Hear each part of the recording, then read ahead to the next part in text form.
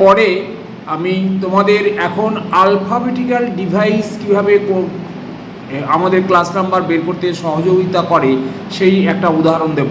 আমরা একটা বইয়ের নাম just basmati rice.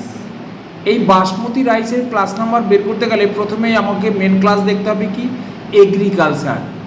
এগ্রিকালচারের main class হচ্ছে ক্যাপিটাল জে, এরপরে রাইস। আমরা এগ্রিকালচার মেন ক্লাস বের করে সেখানে পার্সোনালিটিতে গিয়ে রাইস পেলাম 381। তারপরে কি খুঁজবো, এবার বাসমতি। বাসমতির জন্য আলাদা করে কোনো নাম্বার দেওয়া নেই, ওখানে একটা রুলস আছে আলফাবেটিক্যাল ডিভাইস। এই আলফাবেটিক্যাল ডিভাইস অনুযায়ী বাসমতির জন্য ক্যাপিটাল বি ব্যবহার করতে হবে। তাহলে আমার সিনথেসিস করলে কি নাম্বার হবে, জে 381 ক্যাপিটাল বি।